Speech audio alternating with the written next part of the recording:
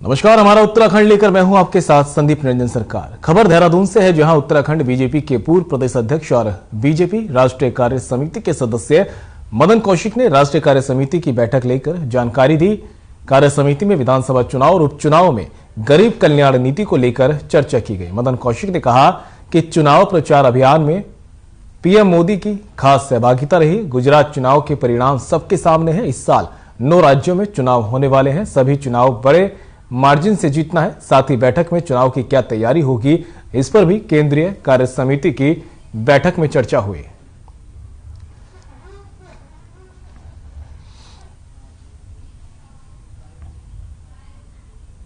दुनिया को एक नेतृत्व जैसा प्रदान करने के लिए देश के प्रधानमंत्री ने जो प्रयास किया और उसमें जो दुनिया का समर्थन मिला, वो अपने आप में एक बहुत ही महत्वपूर्ण और अटूट है। मित्रों, भारतीय जनता पार्टी की राष्ट्रीय कार्य समिति में ऐसे सब विषयों को लेकर देश के प्रधानमंत्री नरेंद्र मोदी जी का कोटि कोटि अभिनंदन इस प्रकार सभी कार्य समिति के सम्मानित सदस्यों ने किया। कुछ विषय हैं जो उस राष्ट्रीय कार्य समिति में हम लोगों ने चर्चा में लाए हैं, उनमें से मैं संक्षेप में आपके सामने उन विषयों को रखूंगा। विधानसभा चुनाव और उपचुनाव में जिस प्रकार से नरेंद्र मोदी सरकार की गरीब कल्याण नीति और इनोवेटिव विजन से जिस प्रकार गहराइयों के साथ लोगों ने जुड़कर और एक सफलता दी है, कार्य समिति में इस पर हमने विस्तार से चर्चा की है।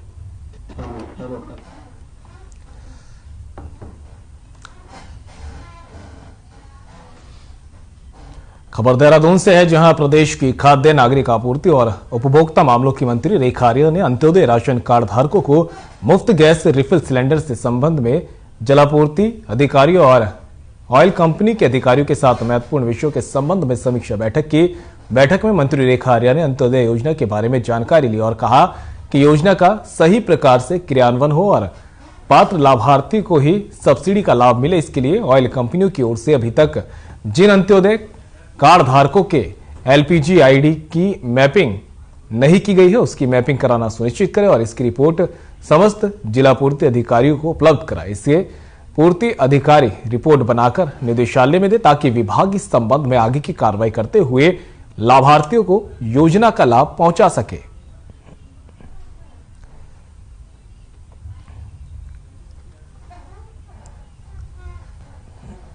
खाद्य विभाग का जो अंत्योदय परिवार के संदर्भ में जो 3 गैस सिलेंडर राज्य सरकार ने मुफ्त रिफिल करने की जो घोषणा करी थी, उसकी इम्प्लीमेंटेशन को लेकर आज यहाँ पर समीक्षा की गई, जिसमें ऑयल एजेंसियों के संबंधित जो उनके अधिकृत अधिकारी हैं उनको भी बुलाया गया था और विभाग के लोग भी आज यहाँ पर उपस्थित थे और जनपद के हमारे डीएसओ वो भी उपस्थित थे, ताकि आखिरकार ये जाना जा सके कि उज्ज्वला गैस योजना से जो भी अंत्योदय परिवार उससे आच्छादित है, आखिरकार वो गैस सिलेंडर रिफिल करा रहे हैं अथवा नहीं करा रहे हैं, और आखिरकार जब नहीं करा रहे हैं तो किन कारणों से नहीं करा पा रहे हैं, उसकी यहाँ पर जो है आज समीक्षा की गई है।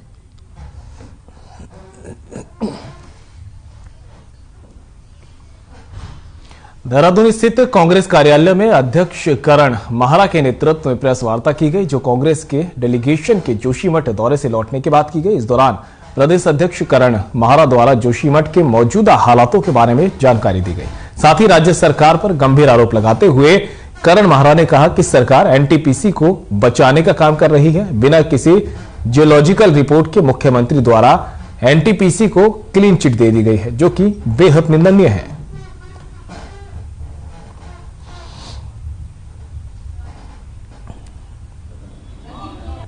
हमको भी मिले, क्योंकि पूरा पहाड़ दरक रहा है। उत्तरकाशी, हमारा कर्णप्रयाग, रुद्रप्रयाग, ये सभी जगह तो क्रैक्स आ गए, सभी जगह तो टूट फूट हो रही है। तो क्यों एक बार कहीं से विस्थापित हो गया आदमी दोबारा वैसी स्थिति में रहना चाहेगा? इसको सरकार को समझना चाहिए। और सरकार 2 साल से चुप क्यों रही? जब एनटीपीसी की टनल में पानी घुसा रेहड़ी में, तब से अगर सेफ्टी मेजर्स उठाए गए होते तो शायद आज स्थिति नहीं होती। और लोगों का यह भी कहना है कि मुख्यमंत्री बार बार एनटीपीसी को बिना जूलॉजिस्ट की रिपोर्ट आए हुए क्लीन चिट क्यों दे रहे हैं। और उस बात के बारे में सरकार और उनके प्रतिनिधि ये नहीं बता रहे हैं कि जब काम रोकने के आदेश 1 तारीख को या 2 तारीख को मुख्यमंत्री ने दे लिए थे तो 10 तारीख की रात को 2 बजे एनटीपीसी की टनल में काम कैसे हो रहा था।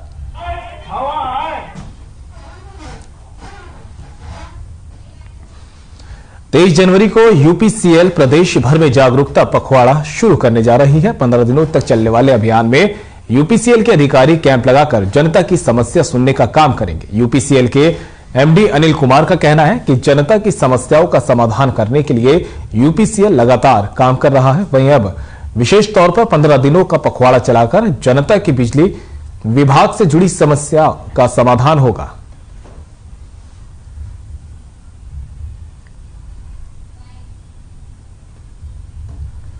जोशीमठ में साहब सबसे बड़ी चुनौती ये थी कि सामान उस समय त्वरित गति से पहुंचाया जाए और कोई भी जो ट्रांसफार्मर्स हैं, जो पोल्स हैं, टिल्ट हुए हैं या मान लीजिए कि जमीन थोड़ी से जैसे फटी तो उससे पोल आसपास है तो वो टेढ़ा हो जाता था। टेढ़ा होने की वजह से सैग जो लाइनों की जो कसावट है वो ढीली हो जाती थी। उसमें एक्सीडेंट ना हो या ऐसी कोई स्थिति ना आ जाए कि शॉर्ट सर्किटिंग हो जाए या लोगों के घरों में अर्थिंग की प्रॉब्लम ना आ जाए। तो हम लोगों ने जब सूचना मिली कि यहाँ पर प्रशासन से या हमारे विभाग के लोगों ने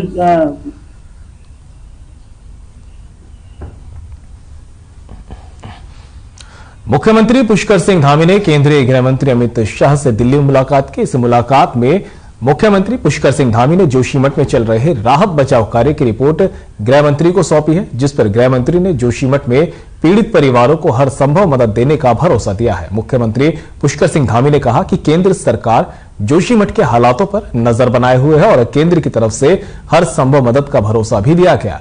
उन्होंने कहा कि जोशीमठ में राहत बचाव कार्य चल रहा है और अगले 2 दिन बारिश की संभावना को देखते हुए भी सभी टीमें अपना काम कर रही है।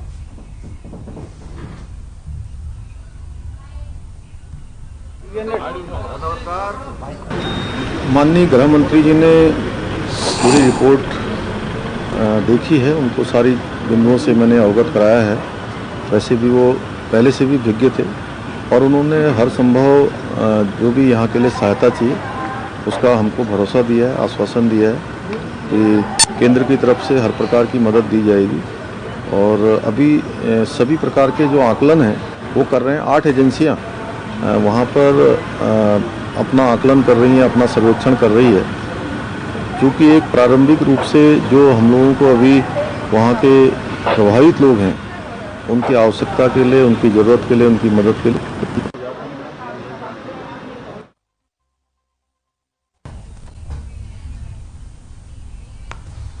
जोलीग्रांट एयरपोर्ट पर बने पिलर्स पर बौद्ध धर्म के श्लोक लिखे जाने पर ज्योतिष पीठ के शंकराचार्य ने आपत्ति जताई है। वहीं पर्यटन मंत्री सतपाल महाराज ने कहा कि उन्होंने भी इस संबंध में एयरपोर्ट के अधिकारियों को पहले ही हटाने की चेतावनी दी गई थी। वहीं उन्होंने बताया कि शंकराचार्य की बात का संज्ञान लिया गया और इस मामले को लेकर तत्काल कार्रवाई की जाएगी।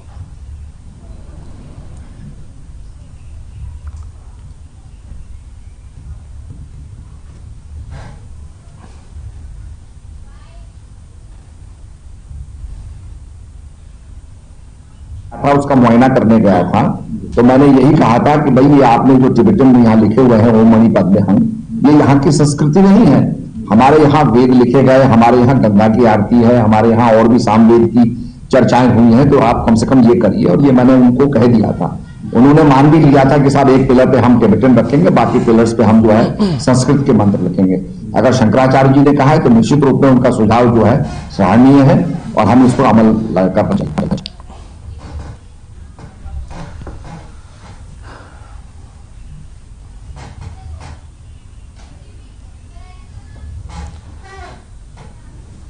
तो जोलीग्रांट एयरपोर्ट की तस्वीरें आपको दिखा रहे हैं, जहां पर एयरपोर्ट पर बने पिलर पर बौद्ध धर्म के श्लोक लिखे जाने पर ज्योतिष पीठ के शंकराचार्य ने अब आपत्ति जताई है। तो वहीं पर्यटन मंत्री सतपाल महाराज ने कहा कि उन्होंने भी इस संबंध में एयरपोर्ट के अधिकारियों को पहले ही इन श्लोकों को हटाने की चेतावनी दी थी और अब उन्होंने कहा कि शंकराचार्य की बात का संज्ञान लिया गया है और इस मामले को लेकर तत्काल आगे की कार्रवाई की जाएगी।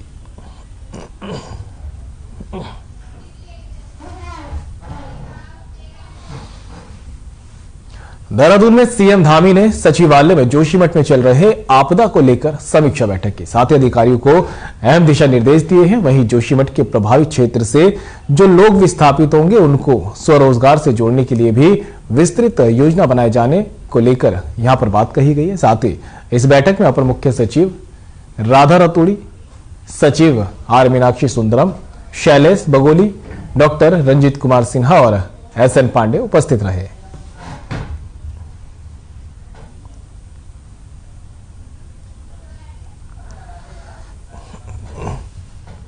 तो देहरादून में सीएम धामी ने सचिवालय में जोशीमठ में चल रहे आपदा को लेकर समीक्षा बैठक की और तमाम अधिकारी इस दौरान मौजूद रहे। इस बैठक में अपर मुख्य सचिव राधा रतूड़ी, सचिव आर मीनाक्षी सुंदरम, उत्तराखंड के जोशीमठ में आई प्राकृतिक आपदा के बाद एक बार फिर से पूर्व मुख्यमंत्री त्रिवेंद्र सिंह रावत और शहरी विकास मंत्री प्रेमचंद अग्रवाल आमने सामने दिखाई दे रहे हैं। जहां एक और पूर्व सीएम ने अपने कार्यकाल के दौरान बनाए गए जिला प्राधिकरण को निरस्त करने के फैसले पर सरकार को कटघरे में खड़ा किया है, जिस पर शहरी विकास मंत्री प्रेमचंद अग्रवाल ने उन पर पलटवार किया।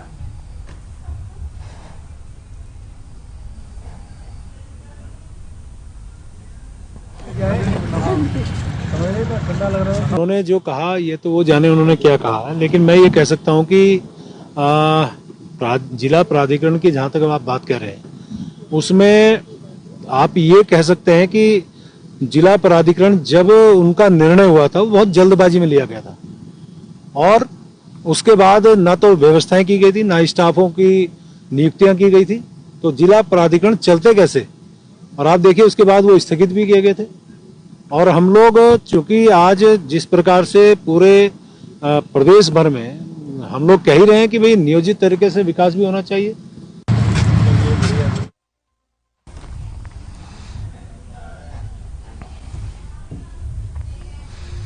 तो वहीं जोशीमठ से लौटने के बाद कांग्रेस के प्रदेश अध्यक्ष करण माहरा ने जोशीमठ राहत कार्यों को लेकर सरकार पर गंभीर आरोप लगाए हैं। करण माहरा का कहना है कि जोशीमठ के लोगों को सरकार की ओर से जो राहत दी जानी चाहिए वह नहीं मिल पा रही है। साथ ही उन्होंने कहा कि लोग अभी भी परेशान हैं। पिछले दिनों की अपेक्षा अब लोगों की समस्या और ज्यादा बढ़ने लगी है। जोशीमठ के लोगों ने अपनी दुकान और घरों पर NTPC गो बैक के नारे लिखे हैं, जिससे साफ कहा जा सकता है कि NTPC को लेकर स्थानीय लोगों में नाराजगी है। साथ ही करण माहरा ने कहा कि केंद्रीय राज्य मंत्री अजय भट्ट और मुख्यमंत्री के बयान अलग अलग हैं। मुख्यमंत्री ने NTPC को क्लीन चिट दे दी है, जबकि अजय भट्ट कह रहे हैं कि इस मामले की जांच के बाद ही कारणों का पता लग सकता है। वहीं मुख्यमंत्री पुष्कर सिंह धामी के जोशीमठ मामले पर राजनीति न करने वाले बयान पर करण माहरा ने कहा कि कांग्रेस इस मामले पर राजनीति नहीं कर रही, लेकिन विपक्ष का जो काम है वो कांग्रेस को करना ही होगा, क्योंकि जोशीमठ के लोगों को कांग्रेस ऐसे ही नहीं छोड़ सकती। उनकी हर समस्या के समाधान के लिए लड़ाई लड़नी होगी।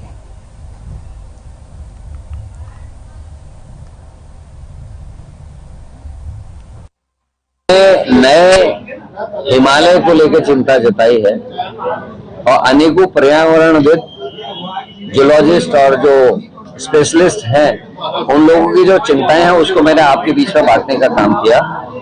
और सरकार के जो इंतजामात हैं मैं उनको काफी मानता हूं। कल रात वहां बर्फ भी गिरी, आपकी जानकारी में है। लोगों को पैसा दिया गया जो 50,000 रुपया सामग्री हटाने के लिए, लेकिन वो ले कहां जाएंगे ये चिंता का विषय।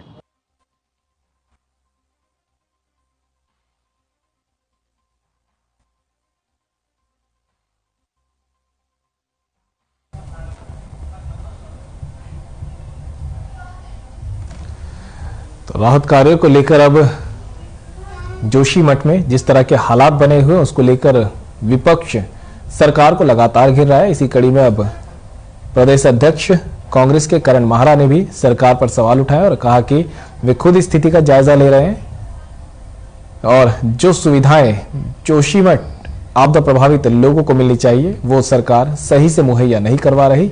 साथ ही सीएम पुष्कर सिंह धामी कि राजनीति न करने वाले बयान को लेकर भी उन्होंने निशाना साधा है।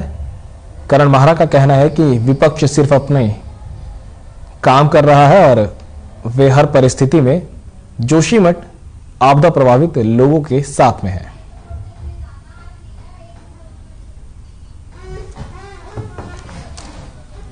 बीजेपी ने मंडल स्तर पर मंडल अध्यक्षों की घोषणा कर दी है, जिसमें चमोली जनपद के थराली विधानसभा के देवाल में मंडल अध्यक्ष की जिम्मेदारी उमेश मिश्रा को सौंपी गई है। वहीं शुक्रवार को बीजेपी कार्यकर्ताओं ने देवाल केएन भाजपा मंडल अध्यक्ष उमेश मिश्रा का जोरदार स्वागत किया। इस मौके पर नवनियुक्त मंडल अध्यक्ष ने पत्रकारों से बातचीत के दौरान कहा कि वे इस नई जिम्मेदारी का बखूबी निर्वहन करेंगे।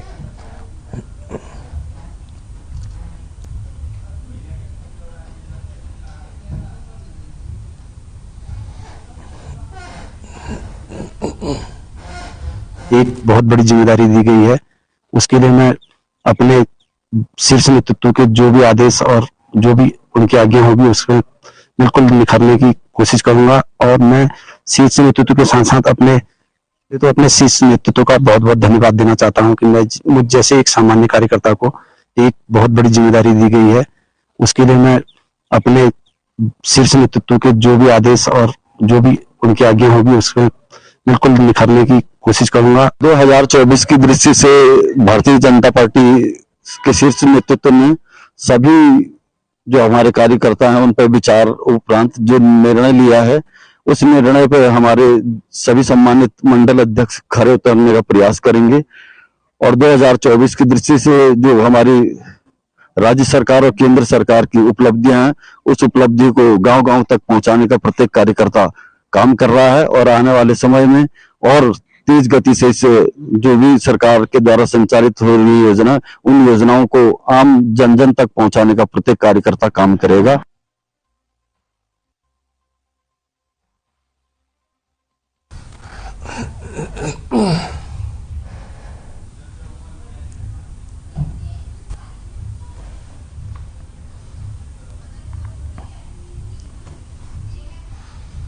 वहीं उत्तराखंड बीजेपी के पूर्व प्रदेश अध्यक्ष और बीजेपी राष्ट्रीय कार्य समिति के सदस्य मदन कौशिक ने पार्टी की राष्ट्रीय कार्य समिति की बैठक को लेकर जानकारी दी। उन्होंने कहा कि विधानसभा चुनाव और उपचुनाव में गरीब कल्याण नीति को लेकर कार्य समिति की बैठक में चर्चा हुई। इसके साथ ही उन्होंने कहा कि हमें जनता का प्यार मिला है और हम चुनाव जीत कर आए हैं।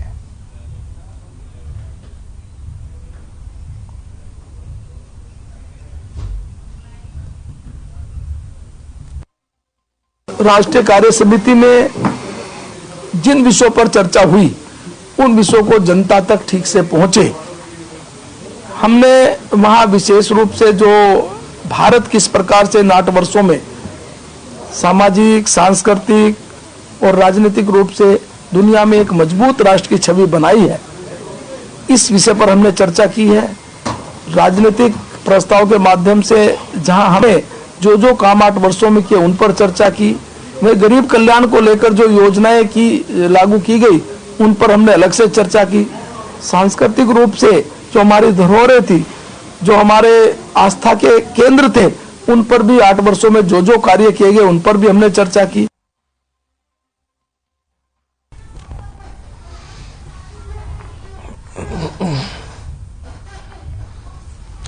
तो वहीं अल्मोड़ा जिला में कार्यकारिणी विस्तार के साथ बीजेपी ने चुनावी तैयारियां तेज कर दी है। अल्मोड़ा नगर में अमित शाह और अल्मोड़ा ग्रामीण मंडल में प्रेम लटवाल के मंडल अध्यक्ष बनने पर बीजेपी पदाधिकारी और कार्यकर्ताओं ने उनका जोरदार स्वागत किया। इस दौरान कार्यकर्ताओं ने मिष्ठान वितरण किया और आतिशबाजी की। स्वागत कार्यक्रम में बीजेपी प्रदेश उपाध्यक्ष कैलाश शर्मा भी पहुंचे। इस दौरान उन्होंने कहा कि पार्टी लोकसभा और पंचायत चुनाव के लिए पूरी तरह से तैयार है। मंडल अध्यक्ष के गठन के साथ ही संगठन की प्रक्रिया पूरी हो गई है।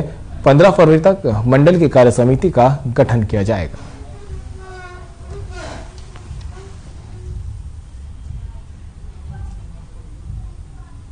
भारतीय जनता पार्टी की जो निश्चित अपनी संगठन की प्रक्रिया है, ये हमने मंडल अध्यक्ष के गठन तक की पूरी कर दी है।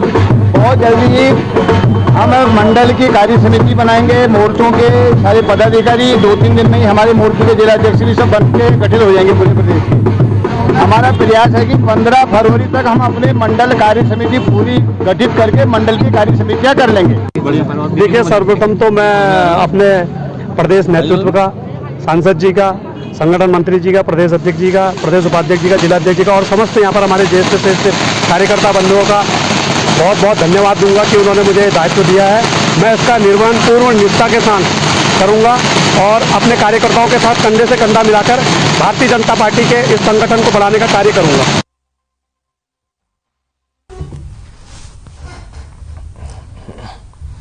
देहरादून में राजीव गांधी नवोदय विद्यालय ननूर खेड़ा में परीक्षा पर चर्चा कार्यक्रम का आयोजन किया गया। वे परीक्षा की तैयारियों के लिए ज्ञानवर्धक सलाह देकर उनकी शंकाओं का समाधान किया। इस अवसर पर मुख्यमंत्री ने पेंटिंग प्रतियोगिता के प्रतिभागी छात्रों को पुरस्कार भी प्रदान किए। साथ ही उन्होंने कहा उनके एक शिष्य ने बचपन में उनके विद्यार्थी के 5 मुख्य गुणों के बारे में एक श्लोक के माध्यम से बताया था कि हर विद्यार्थी के कोई की तरह जानने की चेष्टा, बगलू की तरह ध्यान लगाने की क्षमता, श्वास, निद्रा और अल्पाहारी और गिरफ्तारी गुण होने चाहिए।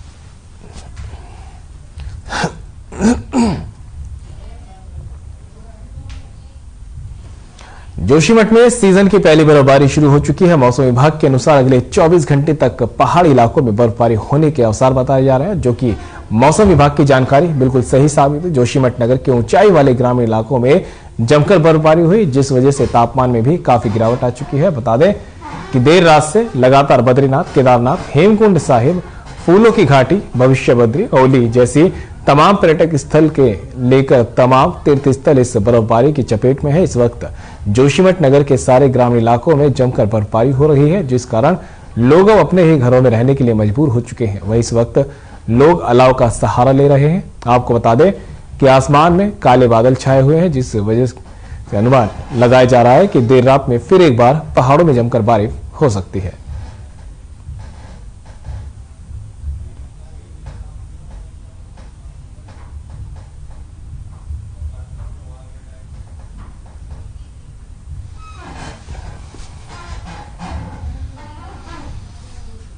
चमोली में ग्राम पंचायत विकास अधिकारी संघ का अनिश्चितकालीन धरना चौथे दिन भी जारी रहा। बता दें कि ग्राम पंचायत विकास अधिकारी के पदों का कार्यात्मक एकीकरण किए जाने के विरोध में ये प्रदर्शन जारी है। इस दौरान संगठन के जिला महामंत्री विपिन सेमवाल का कहना है कि शासन की ओर से इस मामले में उनके संवर्ग से पहले ही किसी भी प्रकार की बात नहीं की गई।